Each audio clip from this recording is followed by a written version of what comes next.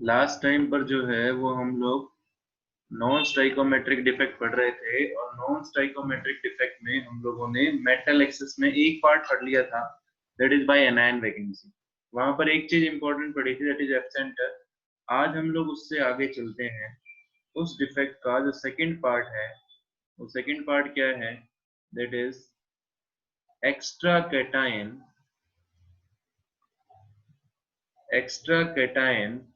Occupying interstitial sites. अगर extra cation जो हैं वो आपकी इंटरस्टिशियल साइट में आ जाएंगे, extra cation occupying interstitial sites. ठीक है, तो जैसे नाम से ही पता चल रहा है कि यहाँ पर इस डिफेक्ट में क्या होगा कि एक्स्ट्रा कैटायन जो हैं वो आपकी इंटरस्टिशियल साइट में आ जाएंगे। चलिए बनाते हैं crystal A positive B negative. ठीक है, A positive B negative B negative A positive B negative A positive. ठीक है, A positive B negative A positive B negative B negative A positive B negative A positive. ठीक है, इन सबको जोड़ देते हैं हम लोग।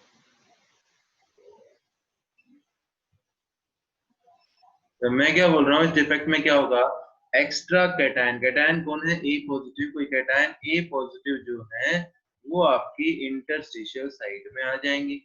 Extra cation occupying interstitial site, क्यों, क्योंकि कैटायन का साइज छोटा होता है। तो कैटायन अगर आपकी इंटरस्टिशियल साइट में आ गई, इसका मतलब आपके मेटल एक्सेस हो गए। मेटल एक्सेस कैसे, कि पॉजिटिव आयंस बढ़ गई।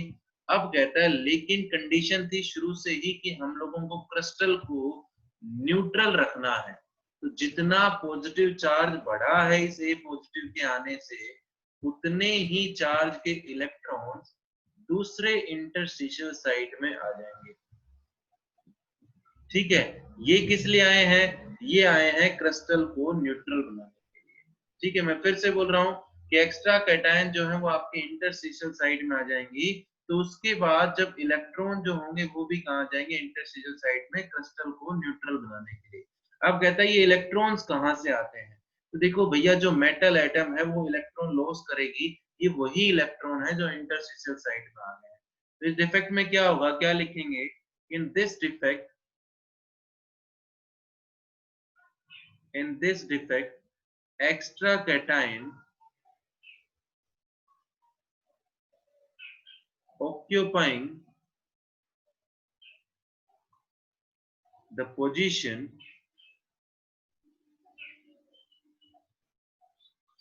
in interstitial sites,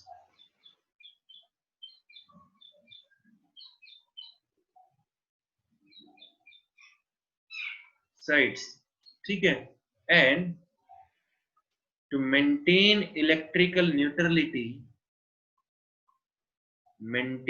electrical neutrality को मेंटेन रखने के लिए, and to maintain electrical neutrality, electrons occupying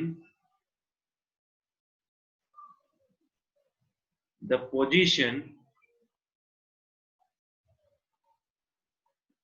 in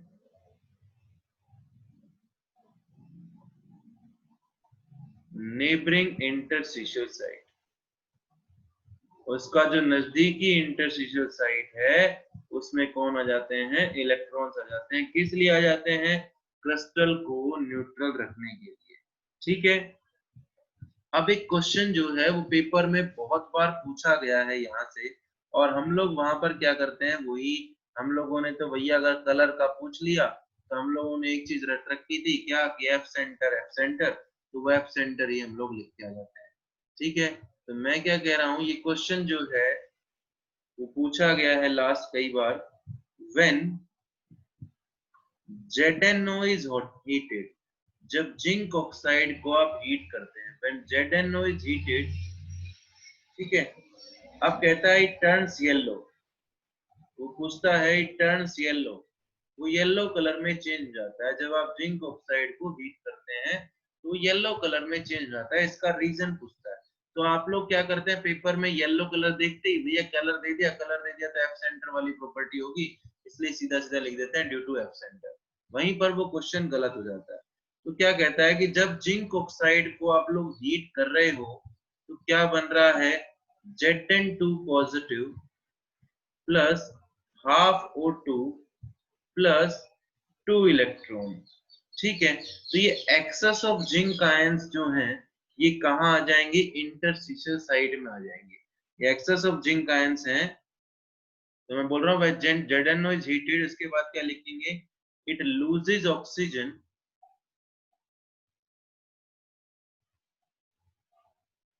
and turns yellow, और कैसे कलर का चेंज होता है, येलो कलर का, बिकॉज रीजन, फिर उसके बाद ये इक्वेशन लिखेंगे, फिर क्या लिखेंगे, because excess of zinc ions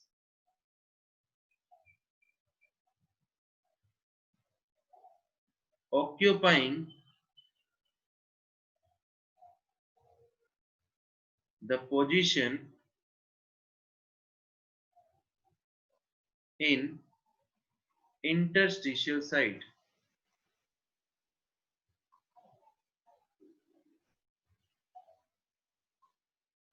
ठीक है, and electrons trapped in trapped in neighboring interstitial site, बस ये लिखना है, वही जो ऊपर बताया था वही लिखना है कि एक्सेस जो है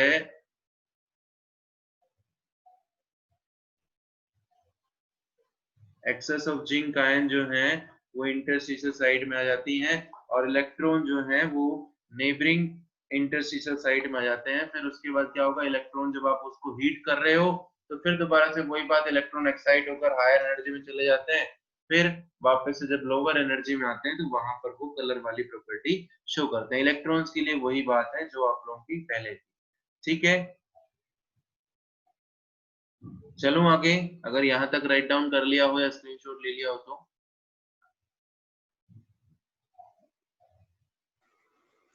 Yes, sir. Yes, sir. Okay, ठीक है।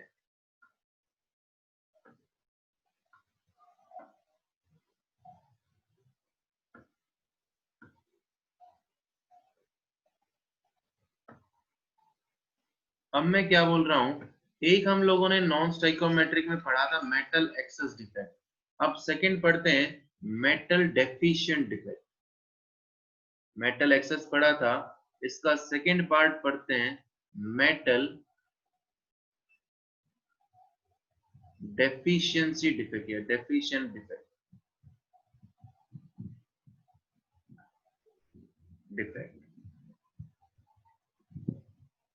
ठीक है। अटेंडेंस भेज दी क्या आप लोगों ने मेरे को,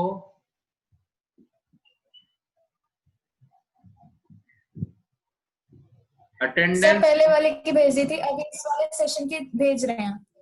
हाँ भेजो एक बार।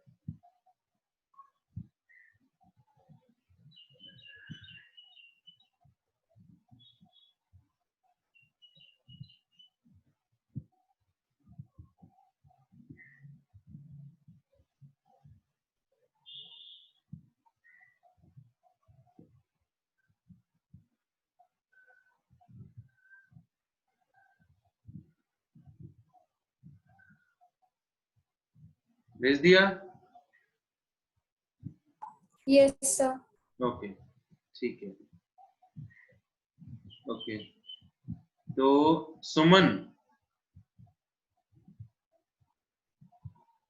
Yes sir. सुमन मैं ये पूछ रहा हूँ, आपने मेटल एक्सेस डिफेक्ट पढ़ लिया था, अब मेटल डेफिशिएंट से क्या समझती हैं आप, मेटल डेफिशिएंट मतलब कौन सा चार्ज कम होगा,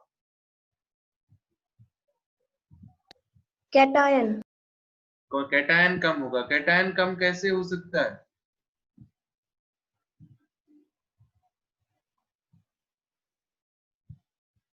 कैटायन कम कैटायन मिस हो है, बोलो बोलो। By cation vacancies. Cation vacancy, अगर आप कैटायन वैकेंसी कर दोगे तो क्या होगा, कैटायन जो है वो आपका, अब देखो इसमें मैं इसमें दो डिफेक्ट एक लिख रहा हूं पाई कैटायन वैकेंसी, वहां पर था कि कैटायन एनायन वैकेंसी, यहाँ पर क्या हो जाएगा बाय कैटायन वैकेंसी। ठीक है, अब दूसरा जो डिफेक्ट मैं यहाँ पर लिख रहा हूं, आप मेरे को ये बताना क्या मैंने सही लिखा है या गलत लिखा है। Extra anion occupying the position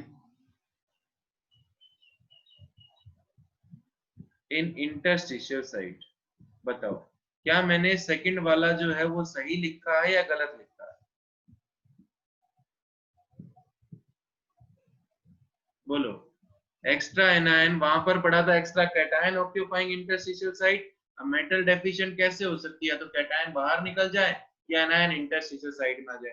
तो पहले की बात तो ठीक है, मैं आपसे पूछना चाह रहा हूँ क्या ये मैंने सेकंड वाला जो लिखा है वो मैंने सही लिखा है या मैंने गलत लिखा है? बोलो। सर आपने सुमन से पूछा है या सबसे पूछा है? सबसे पूछा।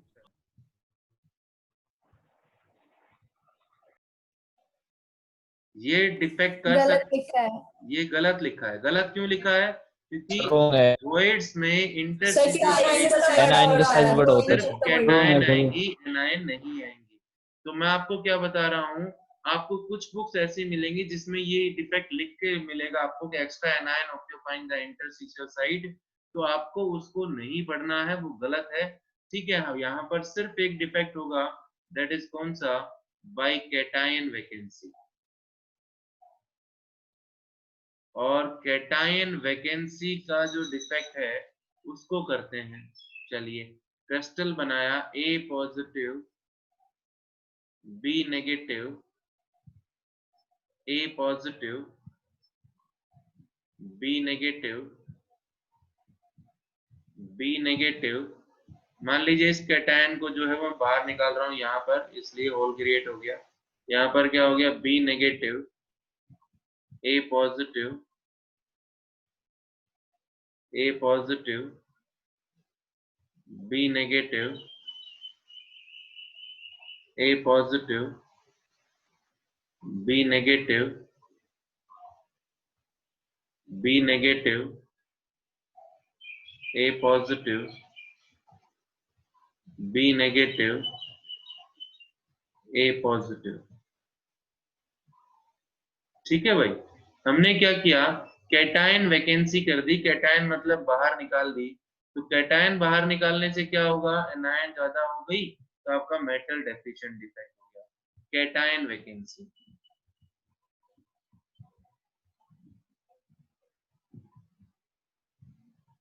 Cation vacancy. ठीक है, अब आपकी कैटायन बाहर निकल गई। अब कहता है हमें तो क्रिस्टल को कैसा रखना है, न्यूट्रल रखना है। कैसा रखना है, क्रिस्टल को न्यूट्रल रखना है। अब आप कहें तो आप मेरे को ये बताइए, क्रिस्टल को न्यूट्रल बनाने के लिए क्या ऐड करें, क्या इलेक्ट्रॉन ऐड कर दें? क्रिस्टल को न्यूट्रल बनाने के लिए क्या ऐड करें, बोलो। क्रिस्टल को न्यूट्रल बनाने के लिए क्या इलेक्ट्रॉन ऐड करेंगे आप लोग, सोच के बताइए। No sir. अगर आप इलेक्ट्रॉन्स ऐड करते हैं तो मेरे को एक बात बताइए, अगर आप इलेक्ट्रॉन्स ऐड करते हैं तो क्या चार्ज बैलेंस हो जाएगा?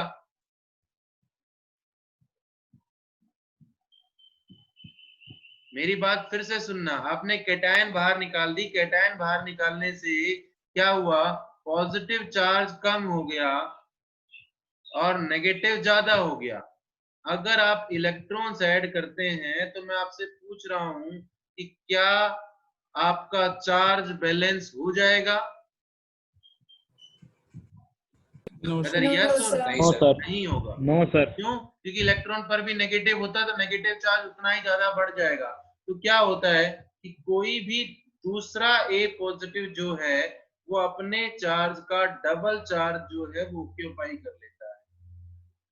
ये 2 पॉजिटिव है, यहाँ पर मैं इस तरह A2 पॉजिटिव, कोई भी कैटायन जो है वो अपने चार्ज का डबल चार्ज ऑक्यूपाई कर लेता है क्रिस्टल को न्यूट्रल बनाने के लिए। ठीक है, तो क्या होगा in this defect cation is missing from their normal lattice site and to maintain electrical neutrality another cation acquires higher charge, कि दूसरी जो कैटायन है वो हाई चार्ज अक्वायर कर लेती है। ठीक है, इसका मतलब ये नहीं है कि उसी कैटायन ने, हो सकता है कोई दूसरी कैटायन मिलाई गई थी, जैसे अलोइज बनाते हो आप लोग, तो अलोइज में 2 या 2 से ज्यादा मेटल मिक्सअप की जाती है, तो कोई दूसरी कैटायन जो है वो अपना चार्ज दिखाती है वहां पर, इसलिए उसके कैटायन वैकेंसी से चार्ज आपका बराबर रहता है। ठीक है, मैं एक चीज नीचे लिखूंगा, उससे आपको बात क्लियर हो जाएगी। यहाँ तक अगर आपने राइट डाउन कर लिया हो तो बताइए एक बार। जैसे एक बात बताओ मेरे को, मैं बताता हूँ। आपने पीछे एक चीज लिखी थी कल, Fe 0.96 O 1.00, याद है? अरे बोलो। Yes, Yes, sir. sir. हाँ, Yes, sir. यहाँ पर मैंने कहा था चार्ज इसका कैसा है, न्यूट्रल है। चार्ज न्यूट्रल क्यों था? क्योंकि कुछ Fe2 पॉजिटिव की जगह पर कौन आ गया था, Fe3 पॉजिटिव आ गया था। वही बात है यहाँ पर Fe3 कि अगर कोई positive. कैटायन Fe3 कम पड़ गई, कोई कैटायन कम पड़ गई तो दूसरी कैटायन जो है वहां पर दूसरे चार्ज की ज्यादा चार्ज की आ गई। जैसे Fe2 पॉजिटिव मान लो कम पड़ रही है, 96 ही है, ये कितनी है 100, तो कम पड़ रही है, तो चार्ज को न्यूट्रल बनाने के लिए इसमें से कुछ आयन कौन सी हैं, Fe3 पॉजिटिव है। मेरी बात समझ रहे हैं जो मैं बोल रहा हूँ? मेरी Yes, बात sir. समझ रहे हैं जो मैं बोल रहा हूँ? Yes, sir. Okay, Yes, sir. यहाँ तक राइट डाउन कर लिया हो तो मैं एक बार चेंज कर रहा हूँ screen.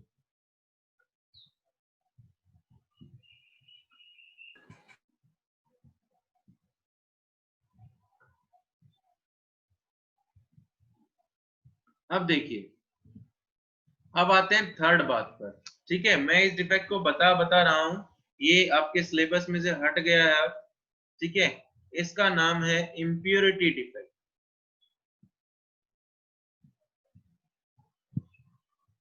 Impurity defect, impurity defect का मतलब क्या होता है कि आप किसी क्रिस्टल में बाहर से अगर कोई इम्प्योरिटी ऐड करते हैं तो उसे इम्प्योरिटी डिफेक्ट बोलते हैं। इम्प्योरिटी का मतलब होता है कि अगर आप किसी क्रिस्टल में बाहर से कोई आयन ऐड कर रहे हैं, बाहर से अगर आप कुछ चीज डाल रहे हैं तो उसे इम्प्योरिटी डिफेक्ट बोलते हैं। इम्प्योरिटी डिफेक्ट में एक आयोनिक सॉलिड्स में होती है, एक कोवैलेंट सॉलिड्स में होती है, तो वो अब आपके सिलेबस में नहीं है। ठीक है, इम्प्योरिटी डिफेक्ट में क्या बोल रहा हूं मैं, क्या होता है कि the process of, इस तरह से इम्प्योरिटी ऐड करने की प्रोसेस को हम लोग बोलते हैं doping. The process of adding impurities,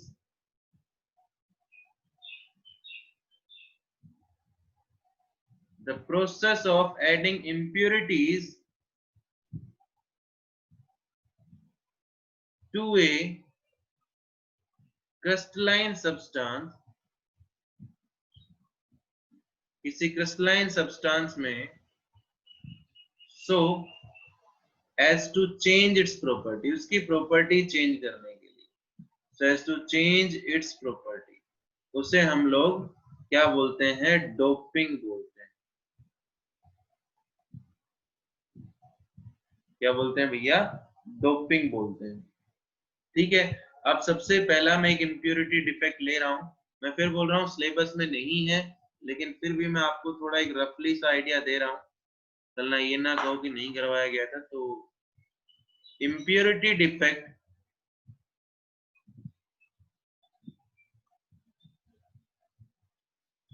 in ionic solids,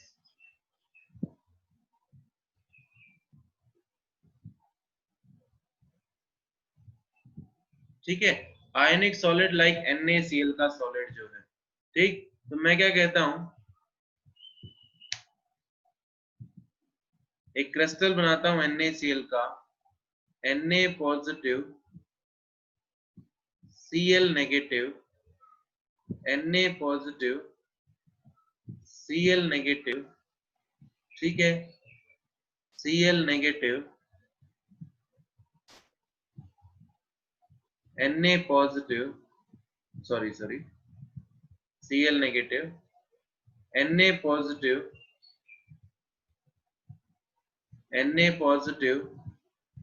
Cl negative Na positive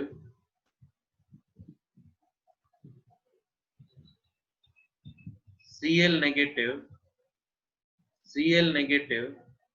Na positive. देखिए आपके पास कोई NaCl का आइडियल क्रिस्टल था, ठीक है, आपने उसमें क्या ऐड किया, आपने उसमें मान लीजिए NaCl के क्रिस्टल में आपने ऐड कर दिया SrCl2। क्या ऐड कर दिया? SrCl2। Sr के ऊपर कितना पॉजिटिव चार्ज होता है? 2 पॉजिटिव चार्ज होता है, ठीक है। मैं फिर से बोल रहा हूं कि आपने कोई NaCl का क्रिस्टल था, आपने उसमें क्या ऐड कर दिया? SrCl2 ऐड कर दिया। अब जब आप SrCl2 ऐड करेंगे, देखिए मेरी बात ढंग से सुनना, Sr के ऊपर चार्ज होता है 2 पॉजिटिव, एक सोडियम के ऊपर 1 पॉजिटिव, दूसरी सोडियम के ऊपर भी 2 पॉजिटिव। तो अगर आप एक Sr2 पॉजिटिव ऐड करते हैं तो आपको कितना सोडियम हटाना पड़ेगा, ये बताइए। अगर आप एक Sr2 पॉजिटिव ऐड करना चाहते हैं तो आपको कितना सोडियम हटाना पड़ेगा? 2 सर, 2 दो सोडियम हटाना पड़ेगा।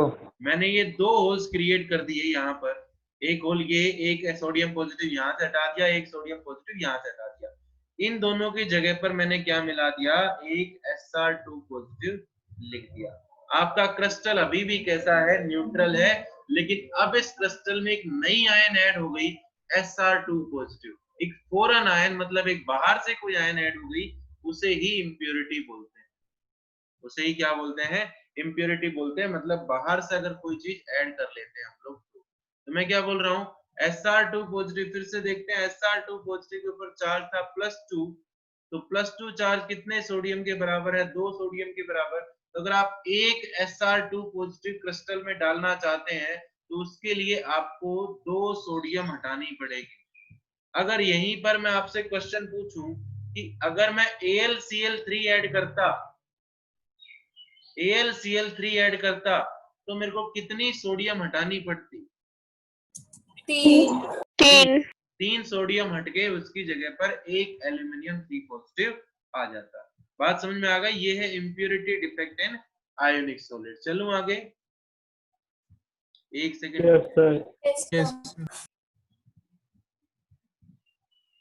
एक सेकंड, जस्ट वेट।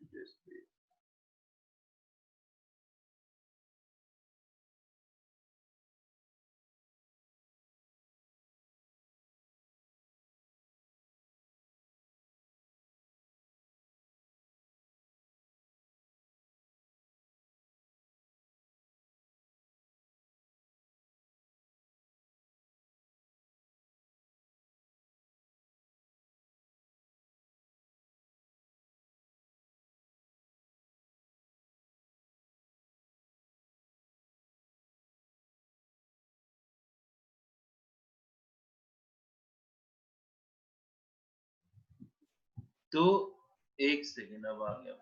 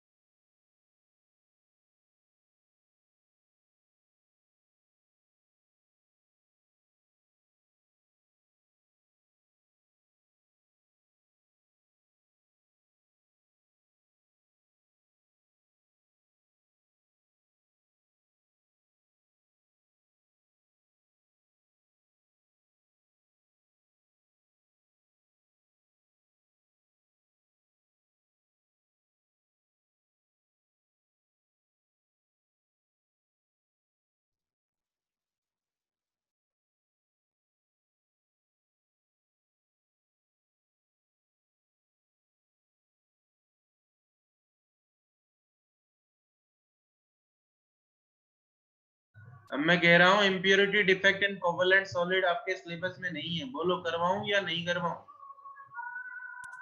सर करवा दो।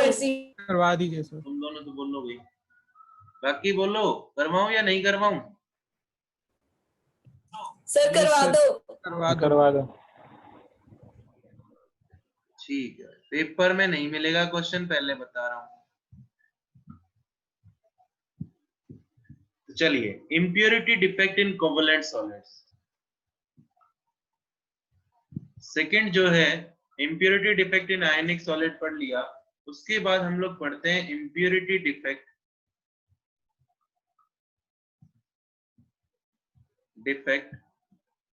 इन कोवेलेंट सॉलिड।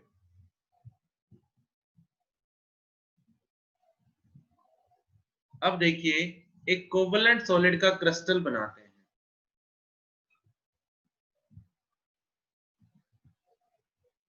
एक सिलिकॉन का, एक कोवेलेंट सॉलिड, एक सिलिकॉन का एक क्रिस्टल बना लेते हैं। सिलिकॉन के पास कितने इलेक्ट्रॉन होते हैं वैलेंस?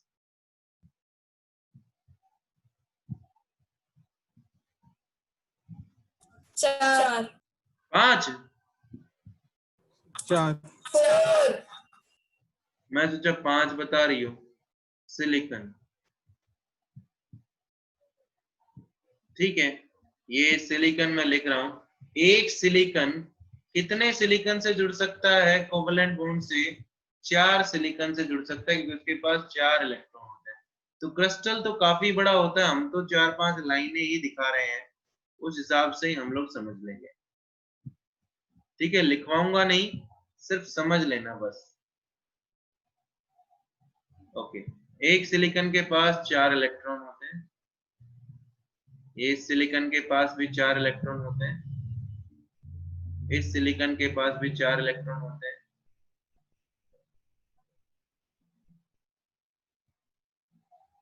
सबने म्यूचुअल शेयरिंग करके एक दूसरे के साथ बॉन्ड बना रखी है।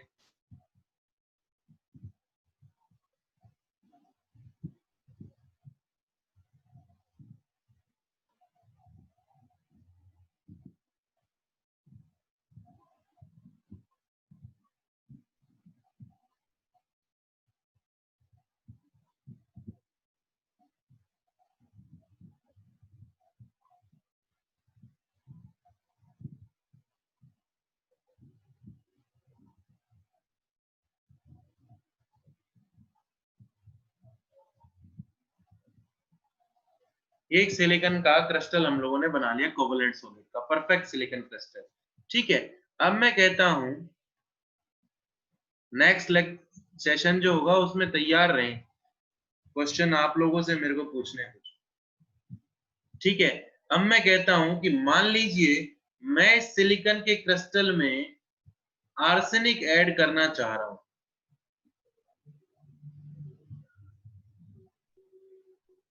मेरी बात ढंग से सुनना, मैं इस सिलिकॉन के क्रिस्टल में क्या ऐड करना चाह रहा हूं? आर्सेनिक ऐड करना चाह रहा हूं। आर्सेनिक मतलब नाइट्रोजन, फास्फोरस, आर्सेनिक, ग्रुप 15 का एलिमेंट है। ठीक है,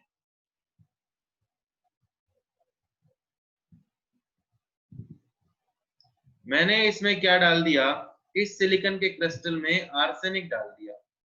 देखिए, हम लोग जो इस तरह से ऐड करते हैं वो प्रॉपर्टीज को चेंज करने के लिए डालते हैं।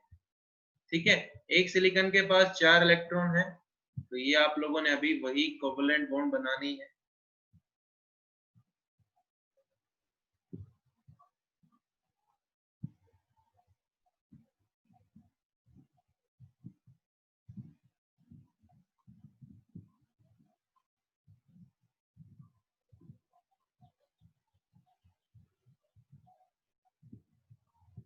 अब आप मेरे को ये बताइए, आर्सेनिक के पास कितने वैलेंस इलेक्ट्रॉन होंगे?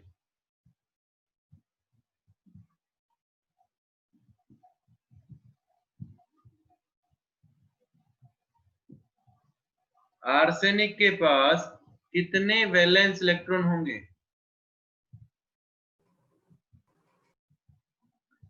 मेरी बात सबको सुन रही हो तो मैं पूछ रहा हूं, आर्सेनिक के पास कितने वैलेंस इलेक्ट्रॉन होंगे? 5 5 होंगे। तो आप देखिए आर्सेनिक के पास, ये तो सॉरी एक बार सिलिकॉन का दिखा देता हूँ पहले मैं, यहाँ पर भी ये बच गया, इस सिलिकॉन का इलेक्ट्रॉन, ये इस सिलिकॉन का इलेक्ट्रॉन। अब आपके आर्सेनिक के पास 5 इलेक्ट्रॉन है, ठीक है। ये आर्सेनिक का पहला इलेक्ट्रॉन कोवेलेंट बॉन्ड बना ली, ये आर्सेनिक का दूसरा इलेक्ट्रॉन कोवेलेंट बॉन्ड बना ली, ये आर्सेनिक का तीसरा इलेक्ट्रॉन कोवेलेंट बॉन्ड बना ली, ये आर्सेनिक का चौथा इलेक्ट्रॉन कोवेलेंट बॉन्ड बना ली। अभी आर्सेनिक का एक इलेक्ट्रॉन जो है वो बचा हुआ है, फ्री इलेक्ट्रॉन बचा हुआ है, अरे बोलो। Yes, arsenic sir. का ये फ्री इलेक्ट्रॉन बचा हुआ है। अब कहता है जब भी आप लोग इलेक्ट्रिक फील्ड अप्लाई करेंगे, जब भी आप लोग इलेक्ट्रिक फील्ड अप्लाई करेंगे, एक साइड नेगेटिव प्लेट लगा दी, एक साइड पॉजिटिव प्लेट लगा दी, तो ये सारे तो कोवेलेंट बॉन्ड के साथ स्टेबल है, लेकिन ये जो फ्री इलेक्ट्रॉन है, और भी हो सकता है हमने आर्सेनिक ऐड करी हो, तो ये जो फ्री इलेक्ट्रॉन है ये पॉजिटिव प्लेट की तरफ मूव करने लग जाएंगे। बोलो यस और no. yes, sir. Yes, sir. Okay, अब कहता है इस टाइप के कंडक्टर को हम लोग एन टाइप सेमीकंडक्टर बोलते हैं। सिलिकॉन एक कंडक्टर होता है, सेमीकंडक्टर होता है, ये एन टाइप सेमीकंडक्टर हो जाएगा। N4 होता है नेगेटिव, N4 क्या होता है, नेगेटिव। नेगेटिव क्यों, क्योंकि देखिए इलेक्ट्रॉन्स के कारण कंडक्टिविटी जनरेट हुई है, इलेक्ट्रॉन के ऊपर नेगेटिव चार्ज होता है, तो इसलिए हम लोग इसे एन टाइप सेमीकंडक्टर बोलते हैं। क्या बोलते हैं, एन टाइप सेमीकंडक्टर, ठीक है। अरे बोलो Yes, Yes, sir. sir. ठीक है। Yes, sir. बोले कि एन टाइप सेमीकंडक्टर कैसे बना, तो जब ग्रुप 14 के एलिमेंट को ग्रुप 15 के एलिमेंट के साथ मिलाते हैं, ग्रुप 14 के एलिमेंट को ग्रुप 15 के एलिमेंट के साथ मिलाते हैं, तो वहां पर ग्रुप 15 के एलिमेंट का एक इलेक्ट्रॉन जो है वो फ्री रह जाता है, जो कि एन टाइप सेमीकंडक्टर बनाता है, ठीक है। कभी आपसे पूछता, मान लीजिए अगर आपके सिलेबस में होता तो पूछता एन टाइप सेमीकंडक्टर क्या होता है, when group 14 element doped with group 15 element then free electron create n type semiconductor, ठीक है। आपको इस तरह से वहां पर डायग्राम बना के दिखाने पड़ते। चलूं आगे। Yes, sir. तो पूछा जाए n टाइप कैसे बनेगा, तो ग्रुप 14 मिलाया जाए किसके साथ, ग्रुप 15 के साथ, ठीक है। चलिए, ये इंप्योरिटी हो गई कोवेलेंट सॉलिड की पहली इंप्योरिटी, मिटा दूं। Yes, Yes, sir. sir. Okay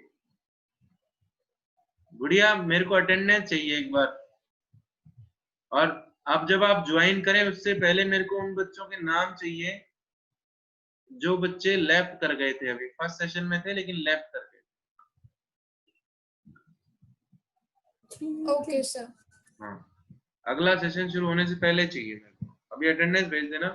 अब कहता है दूसरा, हम लोग दोबारा से कर लेते हैं कि डोपिंग विद, अब कोवेलेंट सॉलिड की दूसरी, जब हम लोग ग्रुप 14 के एलिमेंट को ग्रुप 13 के एलिमेंट के साथ मिलाएं, ग्रुप 14 के एलिमेंट को ग्रुप 13 के एलिमेंट के साथ मिलाएं, तो उस टाइम पर p टाइप सेमीकंडक्टर बनता है। P4 होता है पॉजिटिव, p टाइप सेमीकंडक्टर बनता है। ग्रुप 13 के एलिमेंट का कौन सा, दैट इज बोरोन एल्यूमिनियम। मान लीजिए एल्यूमिनियम ऐड करना चाहते हैं, तो silicon silicon silicon silicon silicon silicon, मान लीजिए एल्यूमिनियम ऐड कर दिया, silicon silicon silicon silicon silicon silicon silicon silicon और ये सिलिकॉन, वैलेंस कोवेलेंट बॉन्ड बनाते हैं, 4 इलेक्ट्रॉन है सिलिकॉन के पास।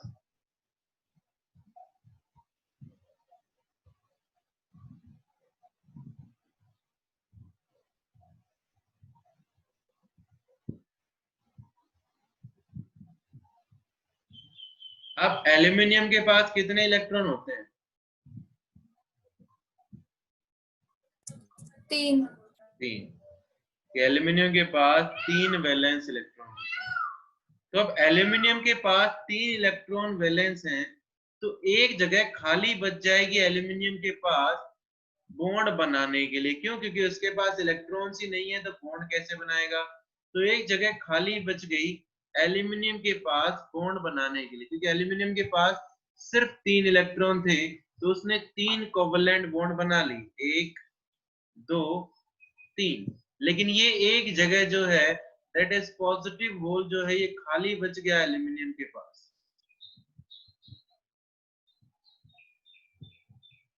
ठीक है, इसे पॉजिटिव होल बोलते हैं। जब आप इलेक्ट्रिक फील्ड अप्लाई करते हैं, हमें कैसे पता चला पॉजिटिव होल है? जब आप इलेक्ट्रिक फील्ड अप्लाई करते हैं नेगेटिव और ये पॉजिटिव, तो ये जो होल है ये आपके नेगेटिव चार्ज की तरफ मूव करने लग जाते हैं। ठीक है, नेगेटिव चार्ज की तरफ मूव कर रहे हैं मतलब कंडक्टिविटी जनरेट हो गई, पॉजिटिव चार्ज के कारण हुई। इसे हम लोग पी टाइप सेमीकंडक्टर बोलते हैं। तो अगर बोले पी टाइप कैसे बनेगा, ग्रुप 14 प्लस ग्रुप किसको 13 को मिलाओ। एन टाइप कैसे बनेगा, ग्रुप 13 और ग्रुप 14 और ग्रुप 15 को मिलाओ। ठीक है, अब पेपर में एक क्वेश्चन पूछा गया था पीछे, अभी तो आपसे नहीं पूछेगा इस साल, कि 12-16 compound, what do you mean by 12-16 compound and 13-15 compound. 12-16 compound मेरे से जब पहली बार लाइफ में क्वेश्चन पूछा गया था तो एक्चुअल में मेरे को भी इसका आंसर नहीं पता था कि 12-16 कंपाउंड और 13-15 कंपाउंड क्या होता है, क्योंकि जब तक मैंने भी सॉलिड से इतना नहीं पढ़ा था। तो 12-16 कंपाउंड क्या होता है कि जब ग्रुप 12 के एलिमेंट को ग्रुप 16 के एलिमेंट के साथ मिलाया जाता है तो हम लोग उसे 12-16 कंपाउंड बोलते हैं। जैसे ग्रुप 12 का हमने उठा लिया कौन सा, जिंक, ग्रुप 16 का उठा लिया सल्फर, तो इन दोनों को जब मिलाया जाता है तो उस कंपाउंड को 12-16 कंपाउंड बोलते हैं। 13-15 किसे बोलोगे, जब ग्रुप 13 के एलिमेंट को ग्रुप 15 के किसी एलिमेंट के साथ मिलाया जाता है तो उसे हम लोग क्या बोलते हैं, जैसे एल्यूमिनियम ALN, एल्यूमिनियम नाइट्राइड। ठीक है, तो इसे हम लोग 13-15 कंपाउंड बोलते हैं। मेरी बात समझ रहे हैं मैं क्या बोल रहा हूँ। 12-16 कंपाउंड क्या होगा, जब ग्रुप 12 के एलिमेंट को ग्रुप 16 के एलिमेंट के साथ मिलाया जाए। 13-15 क्या होगा, जब ग्रुप 13 के एलिमेंट को ग्रुप 15 के एलिमेंट के साथ मिलाया जाए। ठीक है, ओके भाई, अरे बोलो। Yes, sir. Yes, sir. अभी क्लास ओवर होने वाली है, दोबारा से ज्वाइन करेंगे, ठीक है ना। एक बार मेरे को अटेंडेंस भेज देना। सब भेज दी। जिस बच्चे ने लीव, मैं कितना समझाऊं इनको भैया, मैं तो समझा समझा के थक चुका। शिवम कश्यप नहीं है ना क्लास में। तो composition of a sample of wustite Fe 0.93 O 1.00 एक क्वेश्चन था, तो उसमें हमने सबसे पहले बताया कि Fe 0.93 O 1.00 एक नॉन स्टाइकोमेट्रिक कंपाउंड है, पहले भी पढ़ चुके हैं, because some of the Fe2 positive ions replaced by Fe3 positive ions. अब इस फॉर्मूले को, इस लाइन फॉर्मूले को देख के मैं कह सकता हूं कि अगर यहाँ पर 100 ऑक्सीजन एटम है तो Fe एटम कितने हुए, 93। अब मैंने Fe2 पॉजिटिव मान लिए X एटम आयन, कितनी है, X। So number of Fe3 positive ions कितनी हो जाएंगी बताओ।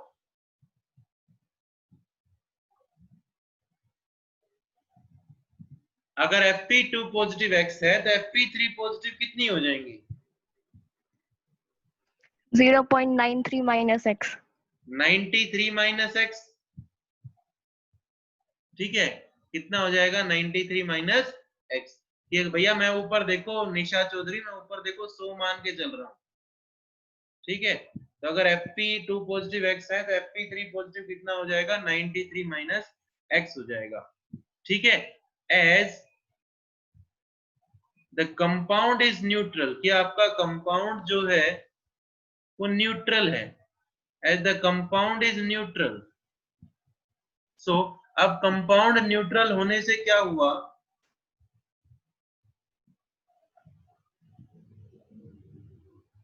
कंपाउंड न्यूट्रल होने से क्या होगा कि total positive charge equal to total negative charge, तभी तो कंपाउंड न्यूट्रल होगा भैया। Total positive charge total negative charge के बराबर होगा तभी तो कंपाउंड न्यूट्रल होगा ना।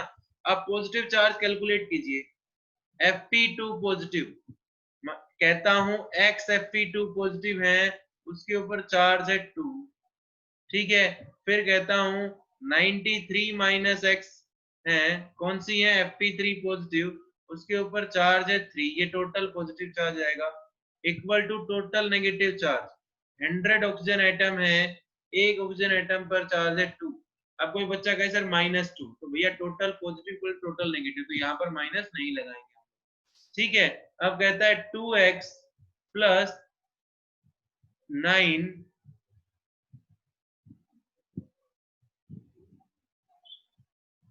7279 माइनस 3x इक्वल टू 200। बोलो कोई दिक्कत? अरे No, बोलो। sir.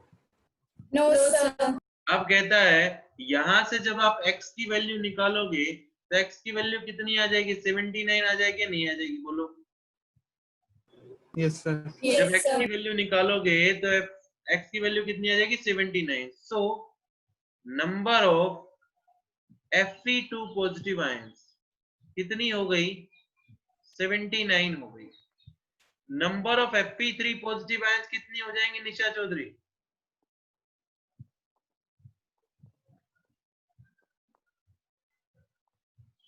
93 माइनस 79 कितनी? 14। ठीक है। अब आपको बताना है परसेंटेज कितनी है, दोनों की बताता हूं।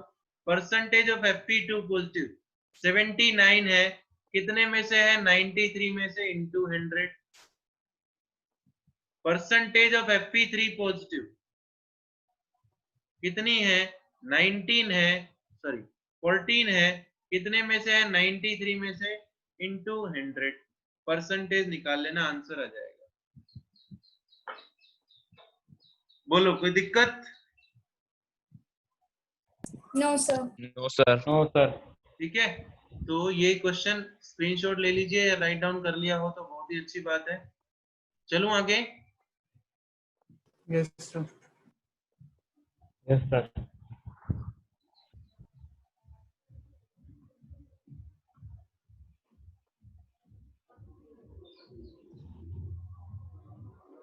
ओके ओके, एक क्वेश्चन है जो आपको करना है, उसके बाद मैं आपका एक डाउट लूंगा।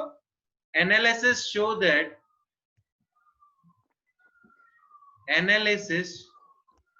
shows that oxide has the empirical formula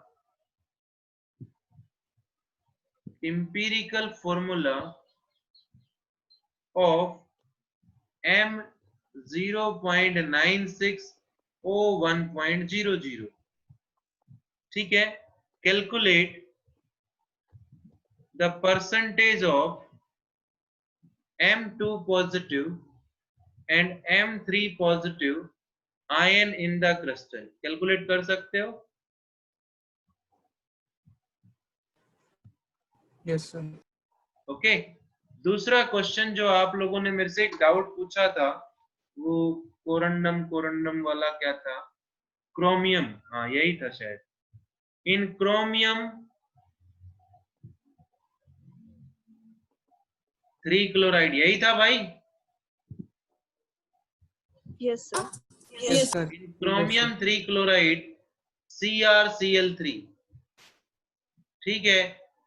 chloride ions have cubic close pack, Cl ions have CCP, ठीक है जी, ठीक है। एंड Cr3 पॉजिटिव आयन जो है वो कहां पर है, ऑक्टाहेड्रल में है, ठीक है। आपसे पूछ रहा है what fraction of octahedral holes occupied,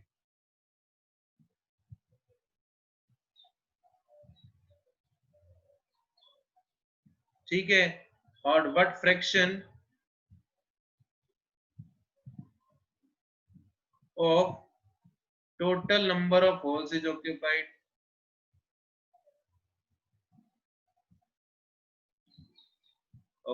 यही क्वेश्चन था। ओके, अब इस क्वेश्चन को करते हैं। देखिए, सबसे पहले यहां पर आपको फॉर्मूला ही दे दिया, यहाँ पर आपको फॉर्मूला ही दे दिया, तो एक लास्ट क्वेश्चन किया था MgAl2O4 वाला, उसी तरह से होगा। So number of Cl negative ions कितनी है? 3 है जी। So number of octahedral voids कितने हो जाएंगे?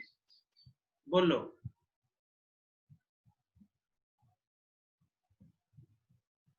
अगर नंबर ऑफ क्लोराइड आयंस 3 है तो जितना नेगेटिव आयंस होंगी उतना ही ऑक्टाहेड्रल वर्ड्स होगा, 3। नंबर ऑफ टेट्राहेड्रल वर्ड्स कितना हो जाएगा?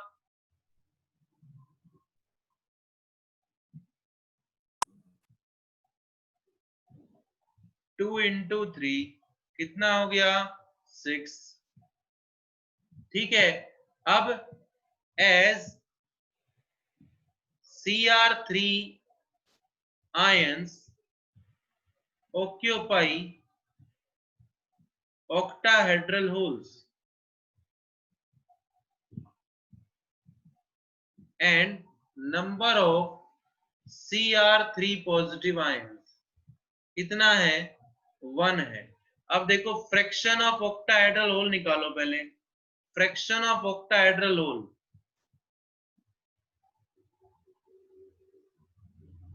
ऑक्यूपाइड कितने होल हैं? ऑक्टाहेड्रल 3 होल है, उनमें से एक ऑक्यूपाई किया गया तो 1/3। ठीक है जी, बोलो। Yes, sir. अरे बोलो मेरे भाई, Yes, Yes, sir. sir. जिसने भी पूछा था। sir. अब दूसरा पूछा गया है what fraction of total number of words. तो टोटल नंबर ऑफ वर्ड्स तो देखो कितने हैं। टोटल नंबर ऑफ वर्ड्स कितने हुए? 3 इसके, 6 इसके, तो 3 + 6 कितने हो गए? 9। उसमें से एक 9. ऑक्यूपाई हुआ, तो fraction of total number of holes occupied कितना हो जाएगा? एक में से कितने, 9 में से कितना ऑक्यूपाई है? 1, तो 1/9। ठीक है, बोलो। Yes, sir. अरे बोलो भाई। Yes, sir. Yes, sir. Yes, sir. किसी बच्चे ने मेरे को डेंसिटी का न्यूमेरिकल भेजा था क्या? कोई कोऑर्डिनेशन नंबर वाला जो Yes, न्यूमेरिकल था वो कल उठेगा। किसी बच्चे ने मेरे को डेंसिटी का न्यूमेरिकल भेजा हो डाउट की फॉर्म में?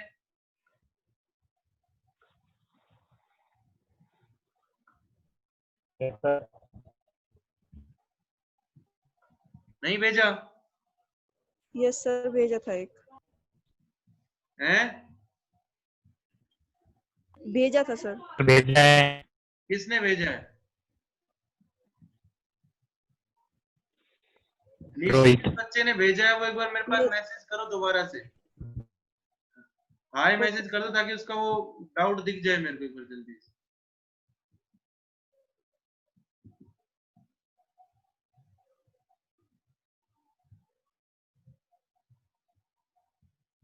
हाँ, ये बच्चा आया, इसने मेरे में ओके 14th क्वेश्चन बोल रखा है।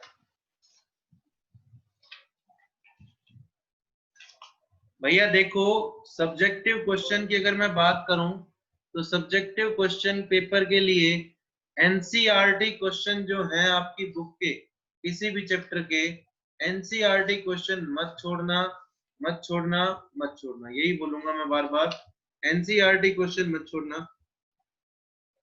7th 4th ओके, ठीक है, ओके। तो 4th क्वेश्चन में कौन सा क्वेश्चन था? 4th तो बता दिया भाई। तेरा क्या नाम है? इस बच्चे का नाम नहीं दिख रहा मेरे को। मैं डॉक्टर के हूँ, कौन है ये? निशु सोनी। हाँ यस ठीक सर। है, निशु सोनी। 4th क्वेश्चन तो तेरा बता दिया जो तूने क्रोमियम क्लोराइड वाला पूछ रखा था। उसके बाद यस सर, वो 2 और बता दो। हैं? 2 और भेज रखे ना, 7th और 14th। हाँ, उसके बाद अगले पे हूँ मैं। द मिनरल Fe2O3, ये कहां पर है? रेडियस वाले में।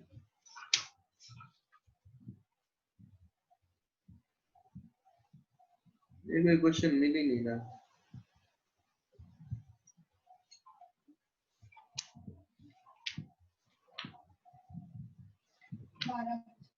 कोऑर्डिनेशन नंबर का जो भी क्वेश्चन होगा बच्चा वो कल होगा, ठीक है। डेंसिटी का देख लेता हूं, डेंसिटी का 14th क्वेश्चन है।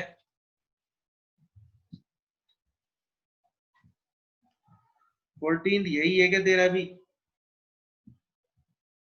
मेरे को साफ दिख ही नहीं रहा था। Well known mineral chemically known as the well known mineral, okay मिल गया। उसके बाद सर मैंने भेजा है, सुमन ने भी भेज रखा है, और सर ये ठीक है बच्चा। जितने आज एक डेंसिटी न्यूमेरिकल डाउट रोहित ने भी भेज रखा है, ठीक है ओके। एक सेकंड भाई मैं मैसेज कर दूं कि अभी 11th नहीं हो पाएगी।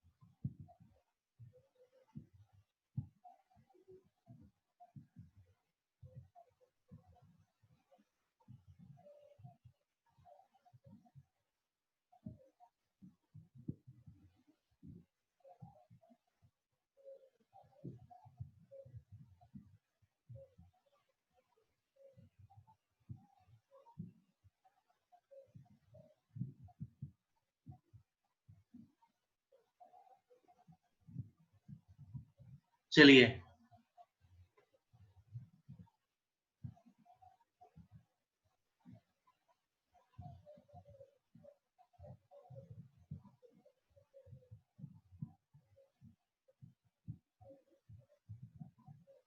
ओके। एक क्वेश्चन पूछा गया है भाई, देखिए वो क्वेश्चन क्या है।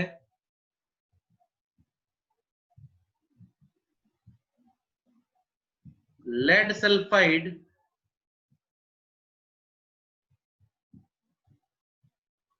जिस भी बच्चे का डाउट है, ये lead sulphide crystal has NaCl structure. इसका स्ट्रक्चर भी बता दिया कि इसने NaCl स्ट्रक्चर है, ओके जी। What is the distance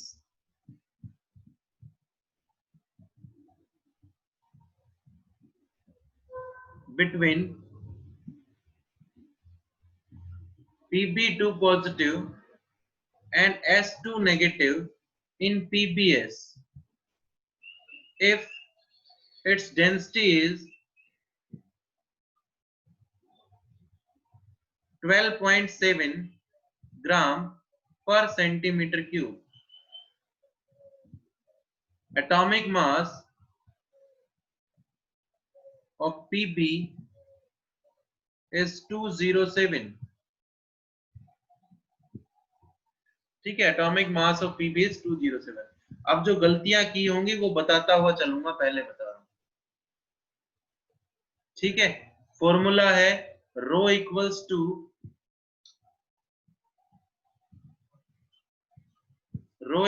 to Z into M upon A cube into Na, ठीक okay.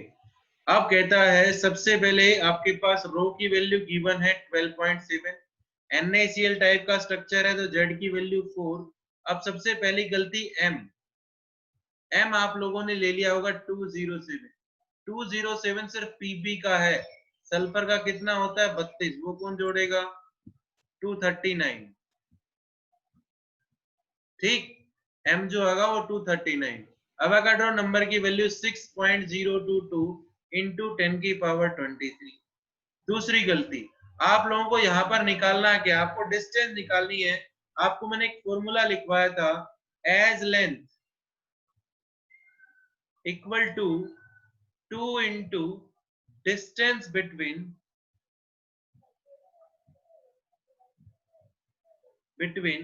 Na positive and Cl negative. वही बात इसकी है, Pb2 positive and S2 negative.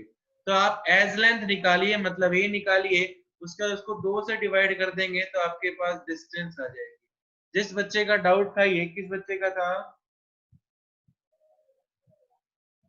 ये 94,166 करके जिसका नंबर है, किस बच्चे का नंबर है ये? निकिता। निकिता समझ गए? Yes sir. ऐसे क्या गलती करी थी? मास वाले में गलती करी थी। ठीक है, तो आप उसको सही कर लेना। ओके, चलिए आगे चलते हैं। अगला क्वेश्चन होगा, क्वेश्चन सबके पास होगा, मैं क्वेश्चन पढ़ देता हूं और उसमें जो चीज लिखी होगी वो वैल्यू बोल देता हूं, क्योंकि 8 मिनट बचे हुए, उससे पहले डाउट लेने हैं ये। तो क्या क्वेश्चन है कि the well known mineral chemic fluoride is chemically known as calcium fluoride. कि कोई कैल्शियम फ्लोराइड है CaF2। It is well known that in 1 unit of this mineral there are 4 Ca2 positive ions. अच्छा, okay. 4 Ca2 positive ions and 8 F negative ions, and that Ca2 positive ions arranged in FCC lattice. आप लोगों को कुछ नहीं करना है, FCC lattice. The F negative ions fill all the tetrahedral holes in face centered cubic.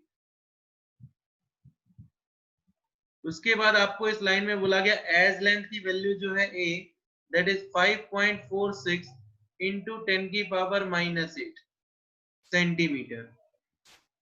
Density बता दी 3.18 ग्राम पर centimetre cube. Molar mass बता दिया CF2 का 78.08। आपको कह रहा है एवोगाड्रो नंबर की वैल्यू बताइए। किस बच्चे का? निकिता, तेरा ही क्वेश्चन था ये, और निशु का भी क्वेश्चन था। रो इक्वल्स टू, आप लोग ये इतना आयन इतने में अरेंज हो रहा है, इतना आयन इतने में अरेंज हो रहा है, उसको देख के और घूम गए। रो की वैल्यू दे रखी है देख 3.18, जेड की वैल्यू FCC है 4 हो गया, एम की वैल्यू कितनी दे रखी है अभी बताई 78.08, ए की वैल्यू आपको बता दी 5.46 इंटू 10 की पावर -8, Na की वैल्यू निकाले। निकिता सही है?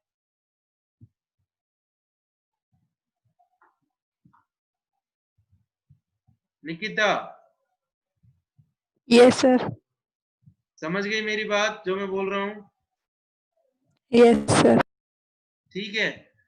निशु सोनी आप बोलिए बेटा, आपने गलती कहाँ करी होगी? आपने क्वेश्चन की शक्ल देखते ही भाई हम तो पता नहीं क्या पूछ लियो, है ना, और वहीं पर उस क्वेश्चन को छोड़ दिया होगा। सर ये आयन समझ वो में नहीं आया कोऑर्डिनेशन मुझे। नंबर की बात है, उसका आपसे मतलब नहीं है उस चीज से।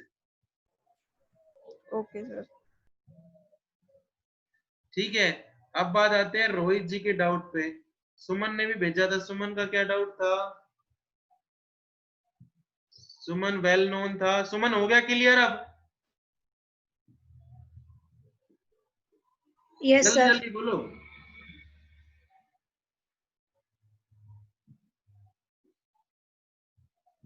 अब एक क्वेश्चन सुमन ने पूछा कि यूनिट सेल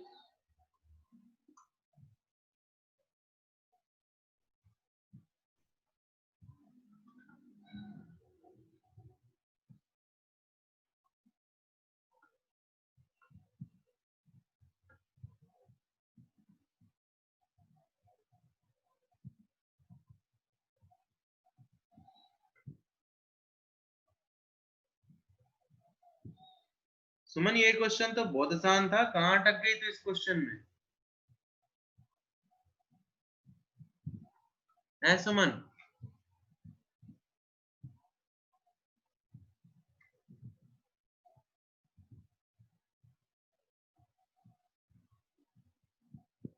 बोल ही नहीं रही अब तो। ये क्वेश्चन नहीं करना है ना, यूनिवेलेंट आयन वाला।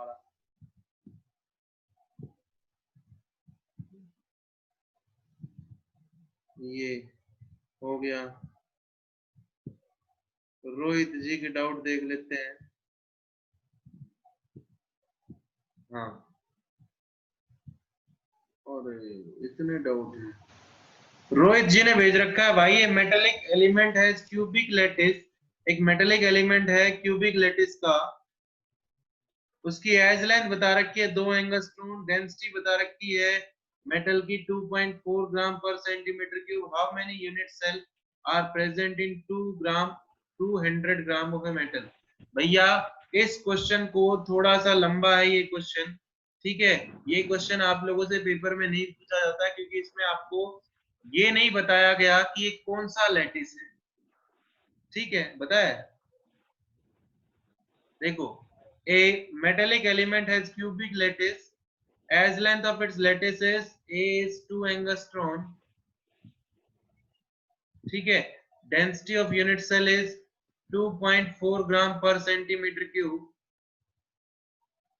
ठीक है, how many unit cells are present in 200 gram of metal, 200 gram of metal में how many unit cells, मास दे रखा है 200 ग्राम। अब देखो इसको करने के तरीके, सॉरी क्यूबिक लैटिस दे रखा है, क्यूबिक लैटिस दे रखा है मतलब z की वैल्यू हो गई 4। अब इसको करने के तरीके दो हैं, ठीक है, पहला तरीका जो मैं मानता हूं मेरे हिसाब से आसान है कि rho equals to z into M upon A cube into N A. आप जो यहाँ पर एटॉमिक मास लिखते हो वो एटॉमिक मास हम लोगों को पता है कि मोल 1 मोल के बराबर होता है और 1 मोल आपका अवागाड्रो नंबर के बराबर होता है, ये बात हम लोगों को पता है। मेरे को यहाँ पर एटॉमिक मास नहीं दिया गया, मेरे को मास दे दिया 200 ग्राम और नंबर ऑफ यूनिट सेल मतलब आपको Na पूछ रहा है यहाँ पर कि मेरे को Na बता दो, Na कितना होगा, ठीक है। रो की वैल्यू आपको दे रखी है 2.4 ग्राम पर सेंटीमीटर क्यूब, आपको Z की वैल्यू पता है 4, आपको M की वैल्यू बता दी गई 200 और आपको A की वैल्यू बता दी गई 2 एंगस्ट्रॉम मतलब 2 into 10 की पावर -8 सेंटीमीटर। जब आप यहाँ पर Na से नंबर ऑफ एटम्स निकाल लेंगे तो नंबर ऑफ एटम निकालने के बाद आपको नंबर ऑफ यूनिट सेल्स निकालनी है। तो जितनी यूनिट सेल कैसे निकालोगे, नंबर ऑफ एटम्स को 4 से डिवाइड कर देना। एक बार ना हो तो दोबारा से पूछ लेना, मैं आपको सॉल्यूशन करके भेज दूंगा पर्टिकुलर बच्चे को, तो ना हो तो एक बार दोबारा से पूछ लेना। तो नंबर ऑफ एटम्स निकालने के बाद आप उसको 4 से डिवाइड कर देंगे तो आपके पास नंबर ऑफ एटम्स आ जाएंगे। उसके बाद एक क्वेश्चन पूछा गया, चलो बाकी है ना कल उठाते हैं, ठीक है, अभी टाइम हो गया और प्लस 11th क्लास भी वेट कर रही है काफी देर से। चलो ठीक है भाई, है ना, कल मिलते हैं। बहुत अच्छी बात है, आप कितने बच्चे थे और कितने बच्चे हैं अभी मीटिंग में, बहुत अच्छी बात है, गुड, कीप इट अप, ऐसे ही बनाए रखिए इसको, ठीक है।